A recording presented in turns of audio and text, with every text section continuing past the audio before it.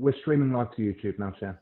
Thank you very much. Do you want me to start? Welcome again. Welcome everybody to the Taxi and General Licensing Committee. Any apologies, please, Ed?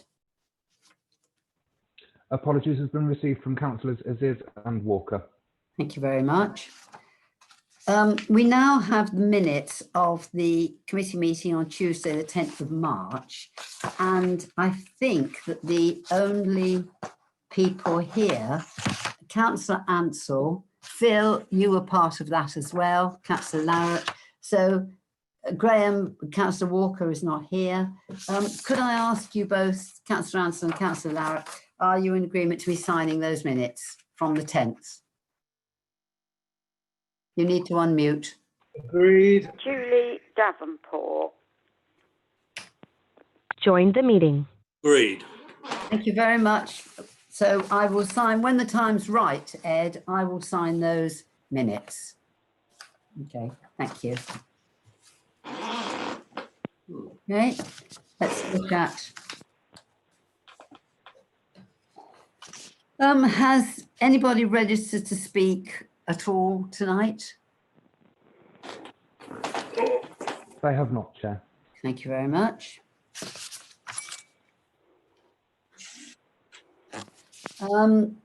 Have any of the members got any declarations of interest to register? No. No. No. Great, thank you. No. Thank you very much. And there are no matters of urgency. James has put that before the next one on my new instruction chart, so that's all right. Now, right, Louise, it's over to you now to present the report. Okay, thank you, Chair. Good evening. Okay, the purpose of this report, it's a new policy document with the implementation of the new pavement licence. So members are requested to delegate the administration, determination and enforcement of pavement licences as created by Part 1 of the Business and Planning Act 2020 to the Director of Customer and Cultural Services and to set an application fee for such a licence.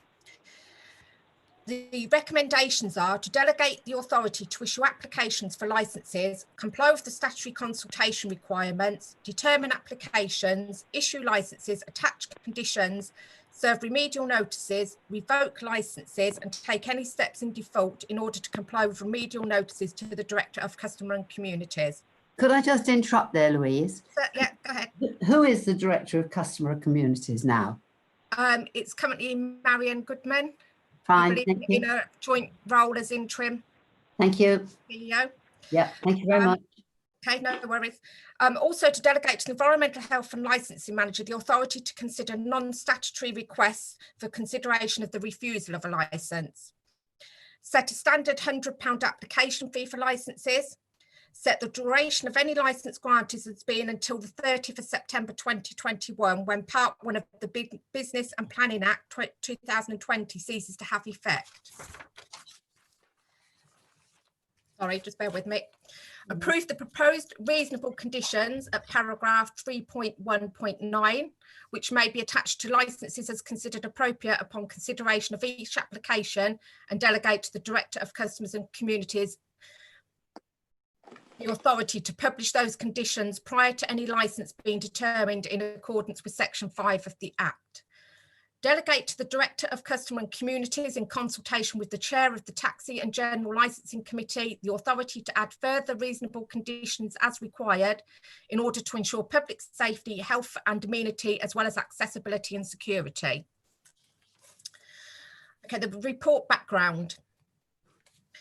On the 25th of June 2020, the government published the Business and Planning Bill, which proposed two significant measures to support businesses as COVID-19 lockdown measures are relaxed, both of which would affect the Licensing Act 2003 and planning regimes if enacted. One of those proposed measures was to create a new temporary pavement licence to be issued by district councils, authorising the use of removable furniture on part of the public highway, adjacent to any premises that are used to sell or serve food and drinks supplied from or in connection with those premises and by other persons for purposes of consuming food or drink, supplied from or in connection with those premises. The other proposed measures was to temporarily amend the Licensing Act 2003 so as to direct that any premises holding a premises licence authorising on sales of alcohol is deemed to also authorise off sales of alcohol. The bill completed all three stages in the House of Commons on the 29th of June 2020, and the Business and Planning Act 2020 became law on the 22nd of July 2020. There are existing provisions in the Highways Act 1980 for the issue of pavement cafe licences on a public highway. This process is administered by the County Council and is a fairly lengthy process involving a 28-day consultation period. In enacting Part 1 of the Act, Parliament has created a new standalone form of statutory licence called a pavement licence, which authorises public houses, restaurants, cafes or other drinking and eating establishments to put removable furniture on part of the public highway for two purposes: for the licence holder to sell or serve food or drink from their premises, and for customers to consume food or drink supplied from the licence holder's premises. The new pavement licences are to be administered by district borough councils rather than county councils and have a much quicker turnaround time for a decision to be made than the existing Highways Act 1990 or the Licensing Act 2003 licences. Once an application is made, there's a statutory 7-day consultation period. A decision whether to grant or refuse a licence must then be made no later than 7 days after the consultation period, meaning that the entire application process must be completed no later than 14 days from the date of the application was sent to the authority. If a decision is not made within the 14-day period, then a licence is automatically deemed to have been granted. The local authority may only grant or reject the application. If granted, the licence may be for any or all of the purposes set out in the application and for some or all of the parts of the public highway adjacent to the premises. They may also attach reasonable conditions to any licence as are appropriate. Part 1 of the Act requires 2 mandatory conditions be attached to any licence granted. That's a no obstruction condition and a smoke-free seating condition. District borough councils may grant licences subject to local reasonable conditions which have been published in the district borough. There is an expectation these will be supported by a clear justification for the need of a condition, such as evidence raised during the consultation. Conditions might, for example, limit the maximum number of chairs and tables or type of furniture, the time and days of operation with justification for this. It is proposed that the following local conditions may be attached to licences in circumstances where officers delegated to determine applications believed to do so would ensure public safety, health and amenity, as well as accessibility and security. The granting of a street pavement licence may give rise to some issues, for example, but not limited to, access by utility companies for urgent repairs, an increase in litter in the outside area, types of furniture that may be unsuitable in high winds, and the following are proposed conditions to mitigate some of those concerns. The permission is not transferable. The permission will be enforced for the date stated on the consent, or where no limit has been placed on its duration, it would expire on the 30th of September 2021, unless it is previously surrendered, suspended or revoked. The area so permitted is to be used solely for the purpose of consuming food and drink purchased on the premises. It's strictly forbidden to prepare any food and drink in this area.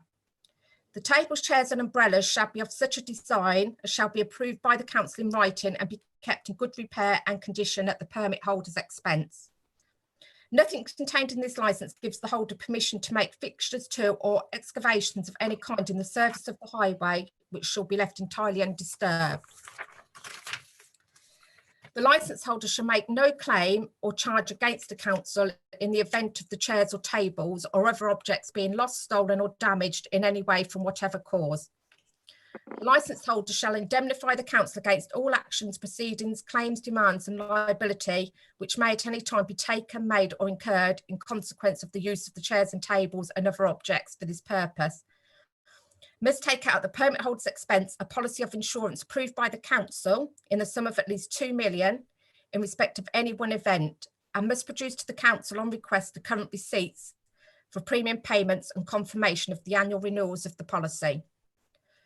No charge shall be made by the licence holder for the use of the chairs and tables and other objects. Waste from the licence holder operations must be disposed of in accordance with their commercial waste agreement.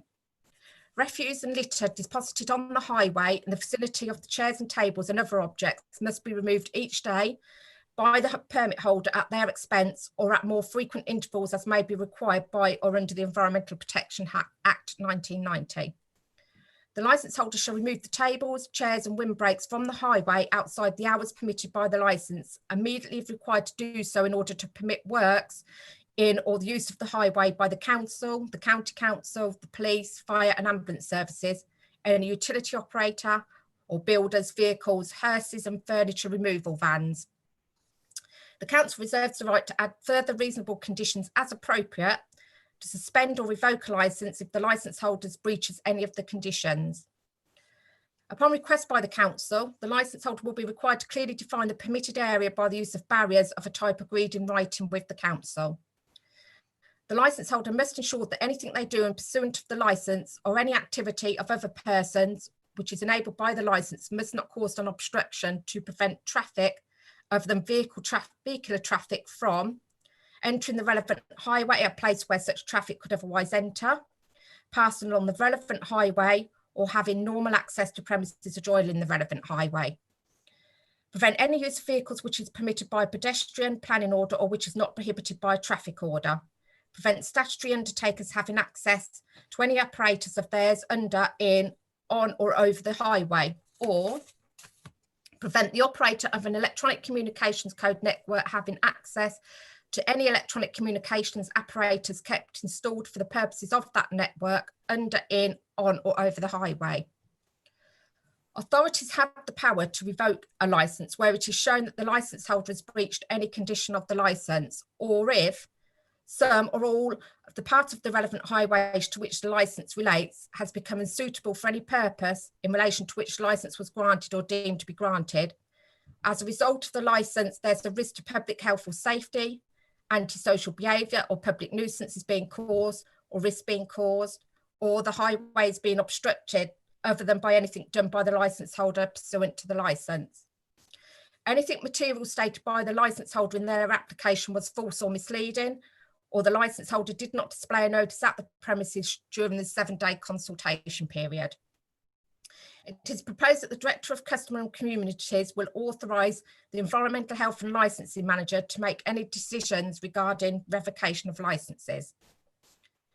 Part 1 of the Act removes the requirement for planning permission or a street trading licence. Therefore, anything which is authorised under the terms of a licence is deemed to also be authorised under the planning and street trading regimes. The Act provides for a default no obstruction and smoke-free seating conditions, and further conditions may be provided for by regulations.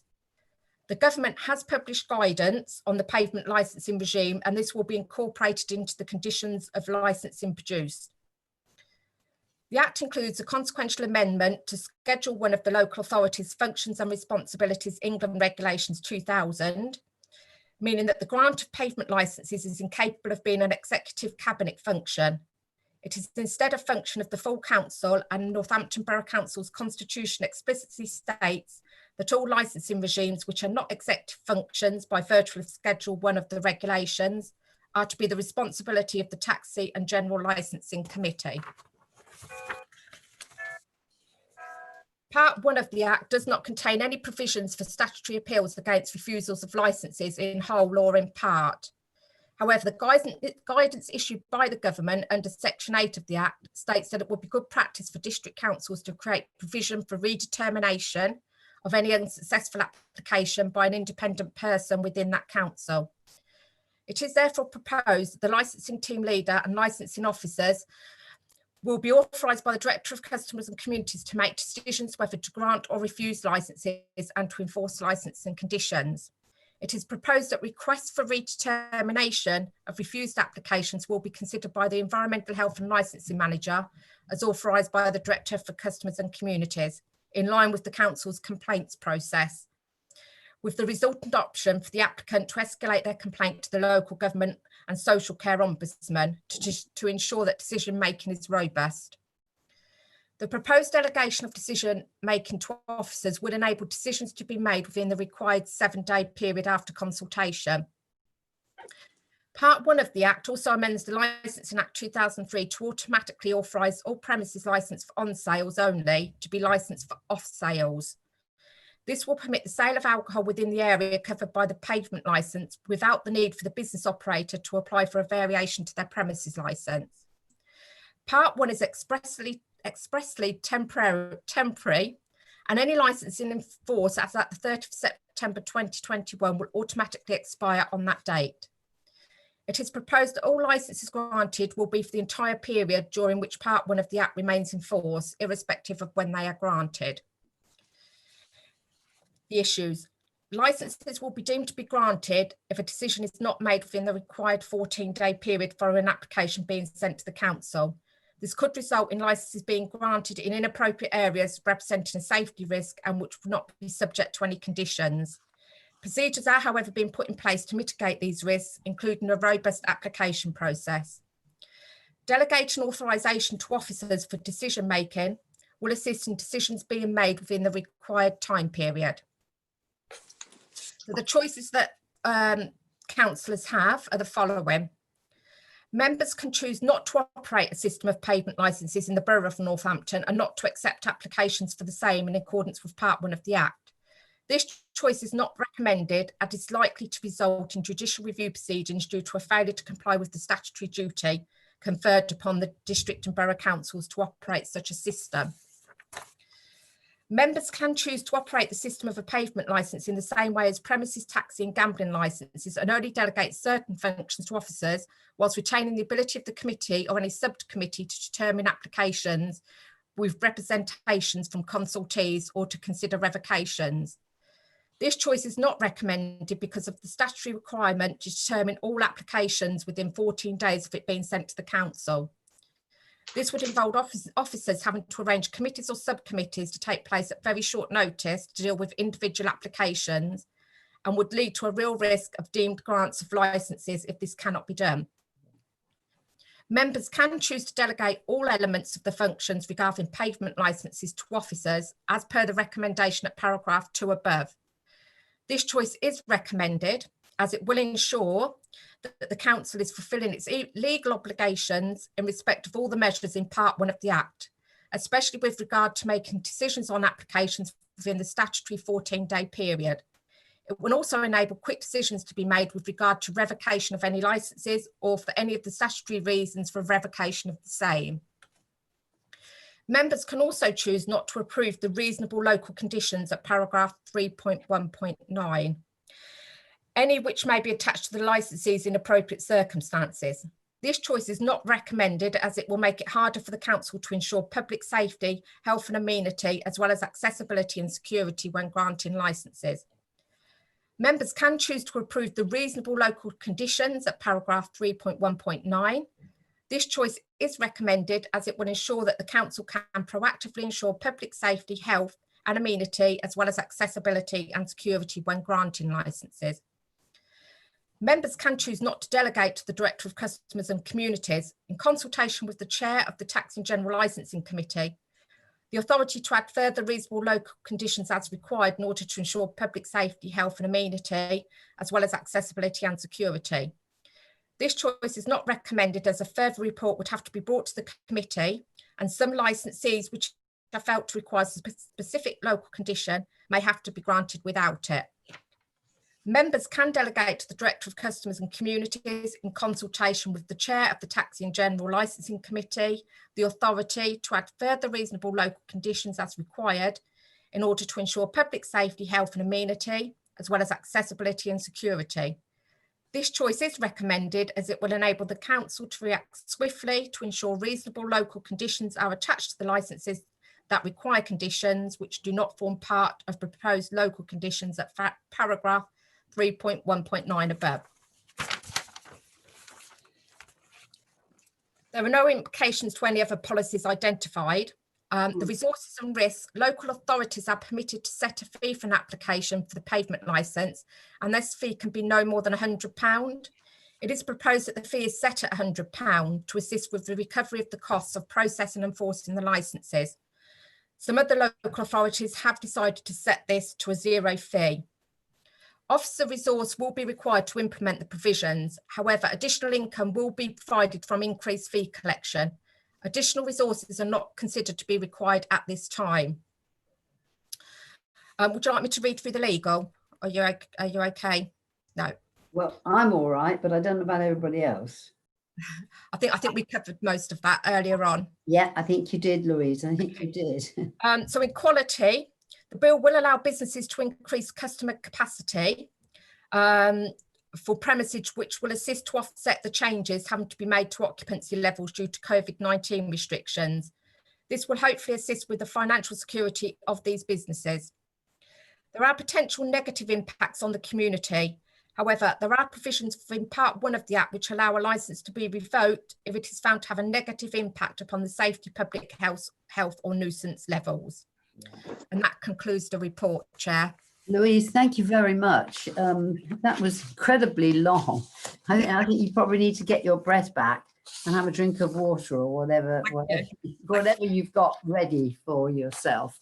So, okay, members, now you've heard what Louise has said, and I'm sure you've all read the report. I must admit, I found it very interesting. I read it this morning. Any questions to Louise, please, from anybody? Sally? And then Phil. Yeah, don't worry, I got you, Phil. Sally first, but you're muted, Sally. Sally, you're muted. Mute me. Yeah, you're muted. That's it. You're okay. I can hear. Okay. First and foremost is that this license goes on till the September 21, Right. by which time we'll be in the unitary. Yeah. And I'm just wondering about the handover principles behind that, because in April we all finish being councillors, and we don't get, if we go for a re-election, we don't get elected till May the 6th. And then we've got to set up who's on whose panel and all that sort of stuff. Now, I appreciate the officers can do a lot of the work, but if there's something controversial, how are they going to handle that? And the second point I wanted to raise was the license fee. I know the council's got to make money, but at this awful time of coronavirus, I would prefer to either have a lower fee or no fee at all to help businesses, you know, to survive. Okay, thank you. Louise, do you want to answer that, Louise? Yes, thank you. I see as we're going to unitary, the licenses that will already be granted this year obviously will just carry on till September 2021, right. And I don't foresee that anything particularly will change. Obviously, we will be, the Highways Authority are part of the consultees. Obviously, we are already discussing these, and we will communicate with each other so that we're all aware of who's actually managing which records. I'm not sure if James might want to add anything in terms of the decision making around that. The level of the fee that's set, that's of course a decision for the councillors to make. The maximum is laid down as £100, but you can set a lower fee. That is a decision for the councillors to make. Thank you, Louise. James wants to clarify. Yeah, James, did you want to say anything? Yes, just briefly. When there's nothing in the current order which sets up the shadow council, which will set up West Northants Council. But what is likely will happen, I've been told, is that in the interim period between now and implementation, between now and implementation date, there will be statutory instruments, regulations, which specify that certain things which have been made or decided by the districts which form together West Northants Council, that they will continue on until such time as the council decides whether it wants to go down a different route or not. So-called interim steps. Yeah. So Louise is quite right. If these licenses are made until September 2021, it's very likely that in the coming months there will be regulations come out of government which essentially say effectively that these types of things will continue on, same as with driver's licenses or premises licenses. Yeah. It will just carry straight through, and the unitary issue shouldn't have much of an impact upon it. Thank you. Thanks, James. Phil, you need to unmute yourself, Phil. That's it. Thanks, Chair. All I can say just on that previous point is that my task and finish group is looking at consequential orders, and licensing issues are being swept up in the consequential order. So what James has said is actually happening at the moment. A couple of points I had. The 14 days, I take it that's 14 calendar days and not 14 working days. And on the conditions, I'm just a bit concerned. I mean, it's probably in here, probably not explicit as I would like it to be, because I wouldn't want any area to be covered in tables and chairs that prevents wheelchairs or prams or whatever accessing the footpath or whatever in the normal way. I wouldn't, for example, want to see a pavement covered with chairs where a wheelchair then has to go down a curb, round and back up again. So I just wondered if we could have something a bit more explicit in the conditions to ensure the right of way for people in wheelchairs, buggies and people pushing prams. Can I just say that I do agree with Sally on the charge. I think, this is all about helping business. Once we start imposing the maximum charge, I don't think we're helping business as practical. So that's all my comments. Yeah. Okay. Louise, do you want to answer? I have to say, in here, it does say that before the license is granted, it goes to you or it goes to Marion. So what do you have to say about that? In terms of the mobility issue, that is, I've considered that is covered in the guidance. So there is guidance that we are incorporating into this that does make recommendations about how we should manage it to consider the impact on mobility. I've got some guidance that's it's not the official guidance, but I believe it replicates what's in the official guidance to give you an idea. And that talks about allowing a certain, it gives us like the availability of how much room we should allow as a clear space and around having barriers to define the area. So that is covered in the guidance, which as officers, we will, of course, be taken into consideration.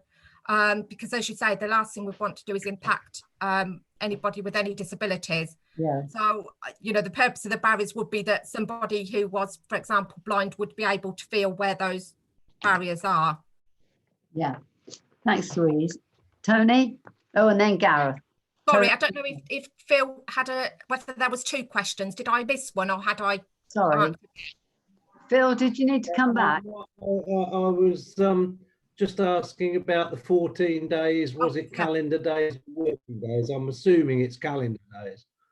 Yes, it is. And it doesn't take account, though, of bank holidays are not included, so that we won't be pushed into a shorter time period if there is a bank holiday. So they are specifically mentioned as being excluded. So yes, it is 14 calendar days other than for bank holidays, etc. Thank you. Tony, you'd got something to ask? Just agreeing with Councillor Lowe, Councillor King. I mean, as it says in the report, some of the other local authorities have decided to set a zero fee. I think I'm the only one around the panel that deals with the council with an outdoor seating area. Mine should have been set up over 3 years ago and I'm still waiting. It's costing me a fortune in solicitors' fees.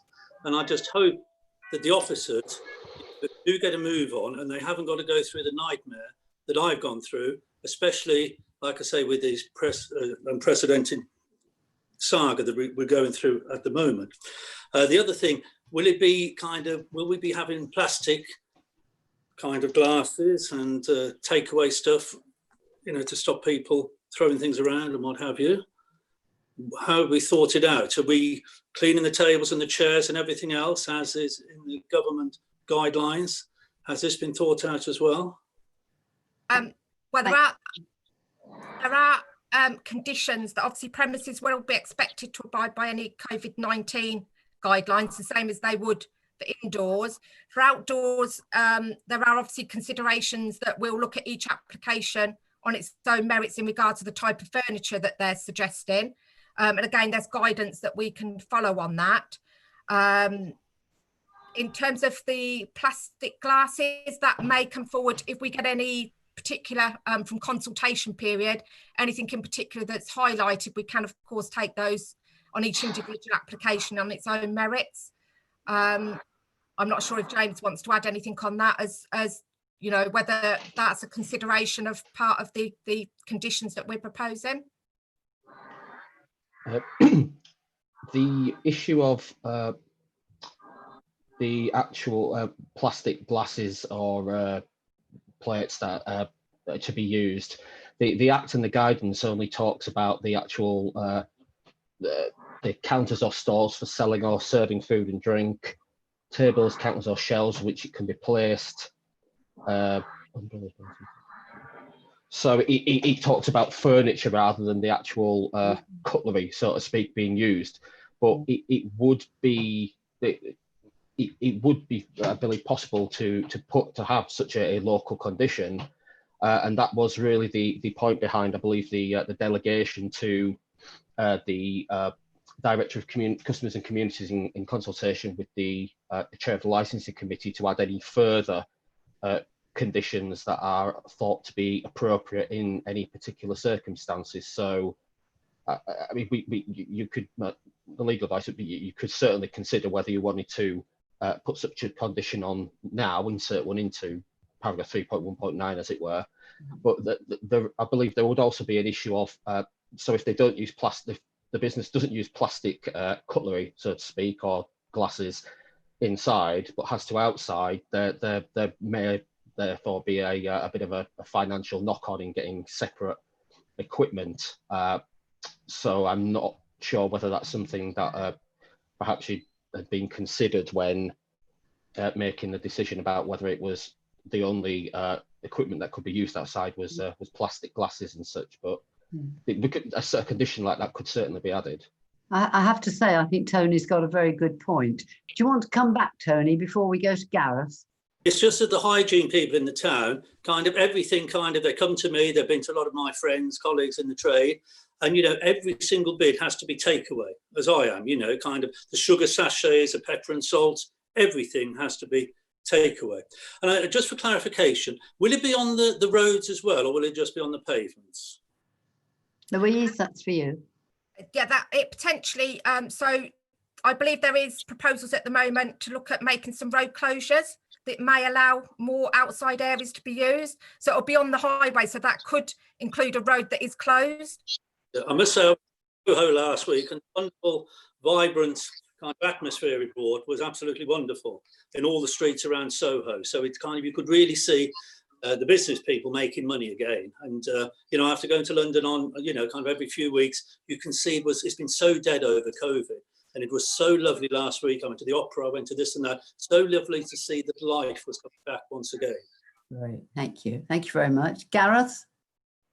Yeah, well, I had a couple of points. The first one, Councillor Ansell was just covered off. I was just going to ask whether or not a business, let's say a pub on St Giles's Street, just the first one that came into my head, where you've got quite a narrow pavement, could an establishment theoretically apply to use perhaps a parking spaces in front of their building? It sounds like they potentially could, so you don't necessarily need to come back on that. Look, for me, I think it's a bit of a no-brainer, and I'd like to suggest, in terms of delegation and our options, I'd like to suggest that I'd like to propose that we accept 3.3.3, subject, which I also agree with Councillor Beardsworth and Councillor Lara. I think we should have a look at the fee. So just in terms of delegation of powers, I'd propose that we go with 3.3.3 and then have a debate around what the fee should or should not be. Thank you. Anybody else?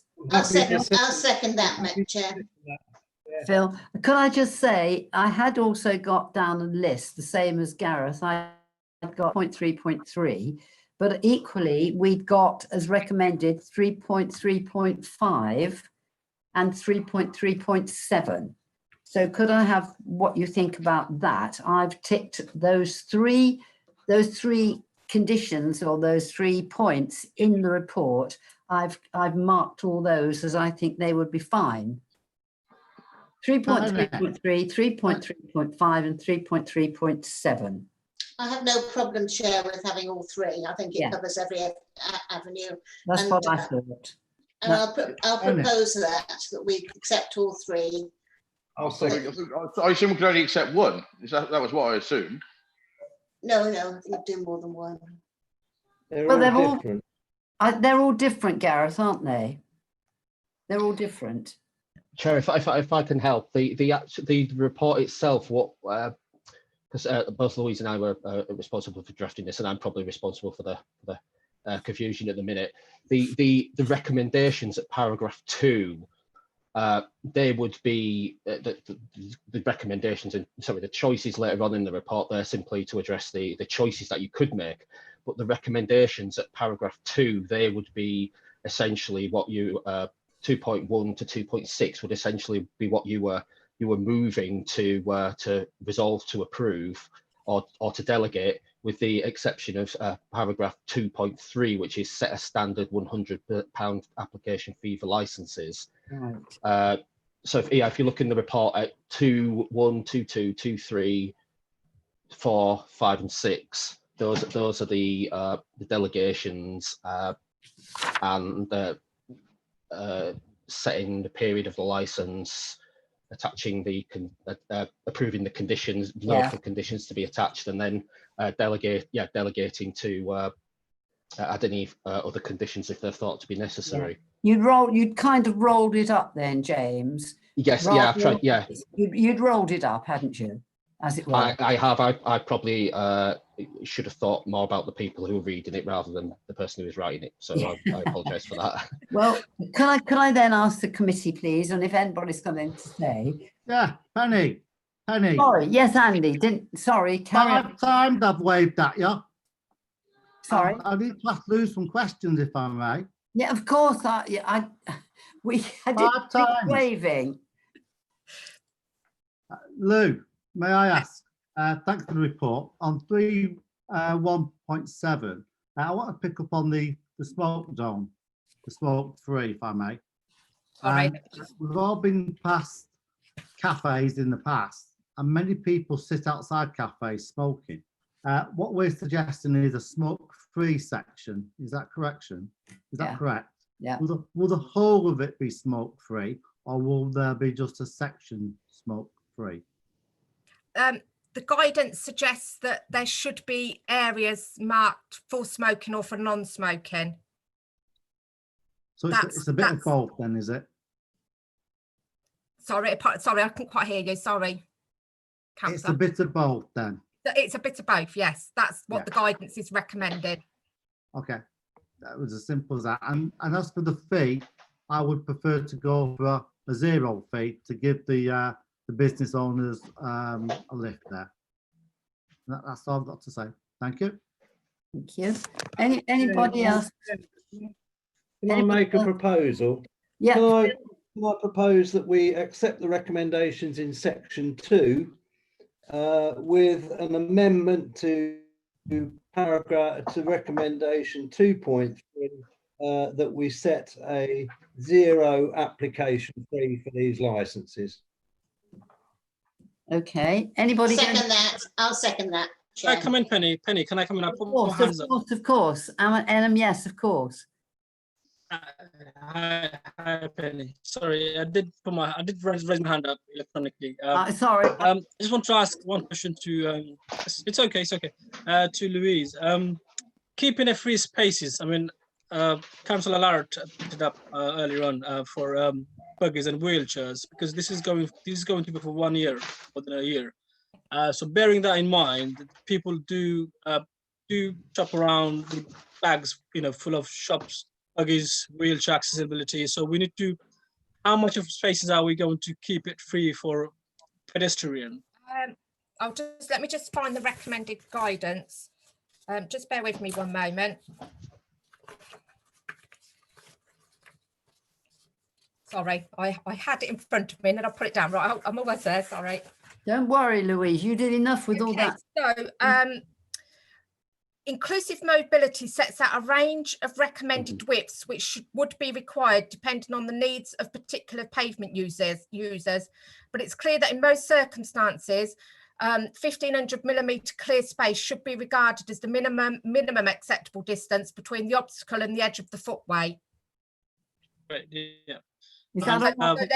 There's guidance there for us. I mean, that's the minimum, so we could allow more if needed. And I think this is where we'll look at each application on its own individual merits.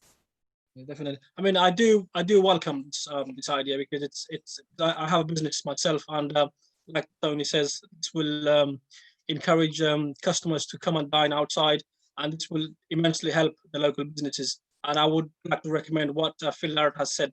We propose that application fee wise 0. If that's, Could I just ask something, Louise? You've obviously put this figure in of £100 for a reason.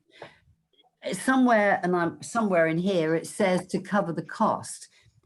Is this going to raise the cost for us, or this? Explain if it is, because I'm very happy that we should charge something, not £100.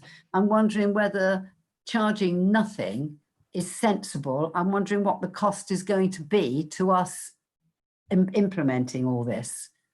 The government set the maximum fee of £100, so we didn't have any say in that at all. That's what the government have set. Of course, there will be costs for officer time. We're not looking to make any additional recruitment to cover this particular process. It's likely, obviously, you'd have to do a full account cost calculation to work out exactly what the cost would be. I'm guessing it's likely to be more than £100. There is an amount which, if you set a fee so low, it may cost us more to collect that fee than what we're actually charging, if that makes sense. No, say that again. Say that again. If you set a fee, say for example, of £30, it may cost us more than £30 just to collect the fee. Right. Yeah. I don't know the exact amount off the top of my head, but there is a minimum cost of how much it costs us to collect payments, and actually collecting money can be quite a timely. Of course. Thank you. Phil, you wanted to come in again? This is all about recovery from COVID, getting business back on track, getting the economy back on track. And for that reason, I don't think we should be charging for these licenses, particularly that's fine. Doesn't include any additional resource. So Phil, the proposition, I'll reiterate, is that we accept the condition, the recommendation set in section 2, except for an amendment to put 2.3 that we set a 0 application fee for licenses. Yeah. I think I'll second that. Gareth, did you want to say something, or no? Well, can we have a vote on that then, please, on what Phil has done and what? Can we have a vote? Agreed? Yeah, I'm in agreement as well with all of that. James, what do you have to say now to us? Anything in particular? No, Louise covered the part of the guidance that dealt with minimum distance between the furniture and the edge of the pavement being 1,500mm. That, like I said, that's a minimum, and it's up to, as part of the consultation process, the public will be allowed to comment about proposals, and the Highways Authority would definitely comment, I'm sure, if they thought there wasn't sufficient period space for pedestrian access. So I think it's likely that in practice that adequate space will be given with regard to any particular application, depending on the highway in question. Of course. Louise, when do you propose this to start? Sorry, apologies, Chair, I didn't quite hear that, sorry. When were you proposing to start this? Hopefully tomorrow. I've got the online app, because we have to deal with applications online, that the government specified that. So I've got the online application in draft, and I've got the website page in draft. So hopefully we're good to go tomorrow. If not, certainly, hopefully early beginning of next week. Yeah. Could I raise a point that Tony raised, and I thought it was a very good one, about this business of glass? I mean, a lot of these people, I think, may end up outside pubs with beer mugs and all that sort of thing. And that concerns me. Are you going to be able to get round that in any way? We're actually looking at the consultees. The highways is specified, and then we can have other consultees. So it's likely we will also consult with the police. It is possible they may look at each application and they may come forward with those kind of reasonings. That may depend. It's very difficult for me to comment on how they might assess an application. As I said, we would look at each one on its own merits, but it may well, of course, have something to do with the hours that they're requesting on the licence. Yeah. You know, clearly, the later you go into the nighttime economy, the more that may become an issue. But with all those consultees, are you going to be able to get it done in the 14 days then? We're only possibly looking at the highways and the police, and that's all. Obviously, members of the public can also add their comments. Yeah. Okay, thank you very much, Louise. Any comments, anything from anybody else? Can I just ask, will applications be public and put online? So if we want to have a look and see who's applied and what's in the process, we'll be able to access it online? Yes, we're hoping that you'll be able to view it on our public register. Until I go live with it, I need to test that, but we will hopefully get it somehow. It will be on our website. The applicant does have to advertise on their premises in the same way that they do for a premises license at the moment. So that is a requirement that they must do that, which hopefully will bring to the attention of any local residents. Quite often that's how they notice when a public house makes an application. They notice the on-site public notice, possibly more so than on our website. Yeah, great. Thank you very much. Can I just ask, Louise, once you've got that up and running and you know it's working, can you send us a link so that we can easily access it? Of course, yes, of course. Yeah. Most helpful. Just bear with me, because I will be leaving it with my colleagues while I'm away, but I will leave a note that hopefully I'll get it up and going tomorrow. If not, it'll be Monday, and I may have to leave that with Ruth to do next week in my absence. Thank you very much, Louise. Any comments from anybody else? Any committee? Are you all happy? Yeah, me please. Oh, It's a Janet. question. Yeah, it's a question for Louise.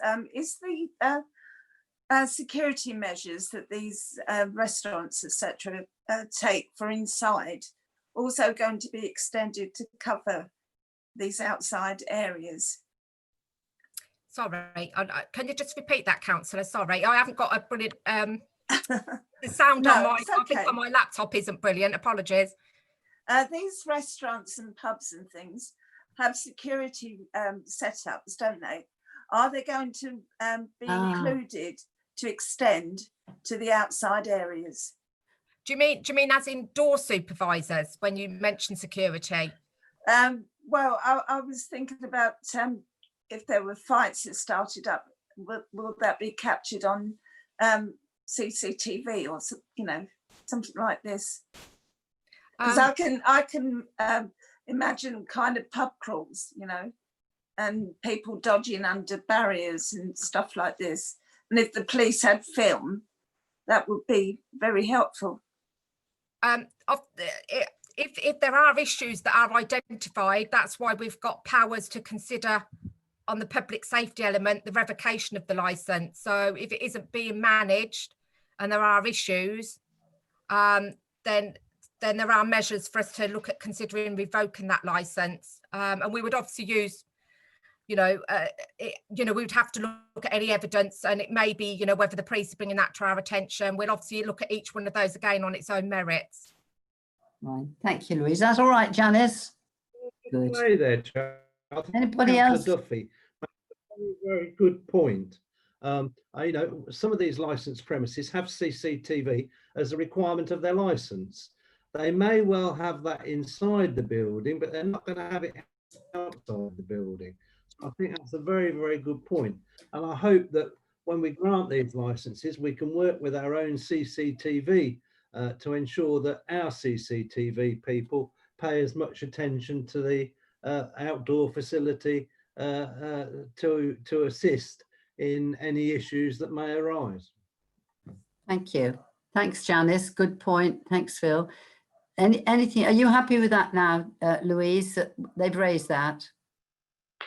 Yeah. I mean, I'm not sure if that's a statement as opposed to a question. Obviously, we're not suggesting some premises may already have CCTV covering their outside areas. I wouldn't know because we don't know yet who's going to apply.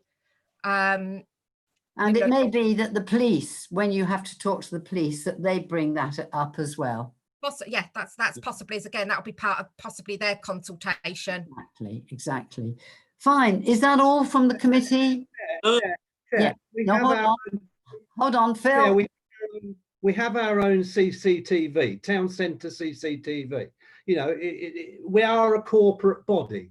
You know, if we grant these licenses, we should be talking to our CCTV people and asking them to monitor it. We can't look at CCTV as something. We're a corporate body. Let's act corporately. Let's talk to our CCTV. Say, please, you know, this is the situation. Can you monitor it? Because good idea. Yes, there are already. We work together collectively as part of like the town centre nighttime management. They do feed into our processes. And of course, will need to be made aware that this is now coming to force. And they will, as they do with licensed premises at the moment, they will feed in any observations that will all get fed into the nighttime economy report that we deal with through our community safety teams. So we do have processes in place to look at any issues. Thanks, Louise. Tony, you've been patient. You've been waiting. Right, I have two things. One is I know a few publicans in the town, and I know they're not doing that well these days. So they are cutting back on security staff. That's one thing. So we won't see so many security staff outside the front of pubs. Secondly, what worries me is that you have two people having a steak outside, and you've got a very sharp knife. We do knife crime on the council and everything else. What worries me, we've got two lethal weapons in a very small area, and this will happen throughout the town. It just worries me that we've gone. I mean, I wouldn't mind Louise doing my outdoor seating if she can do this quickly. But the fact is, we seem to be rushing into this, and all of a sudden, let's get it on without thinking it out. There's so much to think out. And what worries me, if we've got stabbings and everything next week in the first weekend or tomorrow night or what have you, we've got a town centre that seems to be getting rougher and rougher as we go along. And then we're saying, let's have a load of tables and chairs with glasses and steak knives and everything else. It just worries me. I think you've got a good point there. A lot really must depend upon Louise and her team looking at the premises and making a decision based on the lines that you've just raised to see if it could make problems. Depends, I think, on the area. I don't know what Louise has got to say about that. I can't make any sweeping statements about nighttime economy or the daytime economy, and that's part of the reason for a consultation process and looking at each application on its own merits, and that we have the option to revoke a licence where issues are raised. Louise, sorry, Chair, if I could just James, carry on. Into there. I think it's important to note here that with regard to refusing licences or parts of licences or revoking any licences, there is no appeal process. Formal appeal process. There's an appeal process in line with the council's complaints procedure, but it's not a statutory appeal. So essentially, what we say goes. If there is a condition that we believe needs to be added, such as this area is not allowed to be used past 7 o'clock in the evening of, say, some pubs, some particular premises, then that's what happens. And similar to with regard to if a license is granted and a premises, there is problems with the premises from the point of ASB, then the possibility of revoking it is there and can be taken quite easily. And the only recourse they would have would be a complaint through the council's complaints procedure. Right. Thank you, Jay. Yes, it's just that these licenses are meant to be a quick process, and it's been obviously rushed through Parliament. So some of the things that Councillor Ansell has identified are of course concerns. It's not the most detailed legislation in the world. So I think it's going to be a question of seeing. I'm sure Louise would agree, putting it into practice, granting the licenses, and then seeing what happens. Well, James, could I ask, apropos of what Tony said, when a license is granted, what extra conditions can we put on them with regard to knives and that sort of thing? Well, it obviously they would have to follow the delegation process to add extra local conditions, and those don't necessarily have to be published beforehand, but we could certainly do that if we thought that, taking into account the representations that had been received from, I would imagine it would be the police from that point of view, then we could add a condition involving taking into account what cutlery was allowed outside the premises, glasses, plastic plates, that sort of thing. That could certainly be added, depending on what the representations were coming back from the police. And I would imagine something that is potentially to do with weapons of some, which could be used of some sort, then that could certainly be added. But I mean, that for instance, there is a I believe a cafe near the Guildhall that has outside seating. It's probably a Highways Act license, and I know they use metal cutlery outside because I've eaten there. So that there are some places which already have existing licenses in place to be able to do that. Right, so it make it very difficult for us. I have a feeling, and I don't know if Tony's happy with this, that I think possibly when you consult with the police, Louise, I think points like that have to be raised with them and see what their reaction is. I think Tony's absolutely right, but we need perhaps to wait and see what the police have to say when you consult with them. Yeah, yes, of course, Chair. Yeah, that will, you know, any comments that they make will, of course, be taken into consideration. Yes. As I said, it may be dependent. Each application may be completely different on the days and the times that they want to operate their outside area. And of course, we've been directed by the government to implement this process. It's not officers rushing into it. We have been directed to implement the process. Yeah. And it's the security point, I think Tony's mentioned. Has anybody else got any points to raise? Are you all happy that what we've done, we've agreed to this? And as long as you're all happy, then as far as I'm concerned, that's the end of the meeting. But anybody else got any comments? Thank you, Chair. Thank you. Cheerio. Thank you very much. Thank you very much, everybody.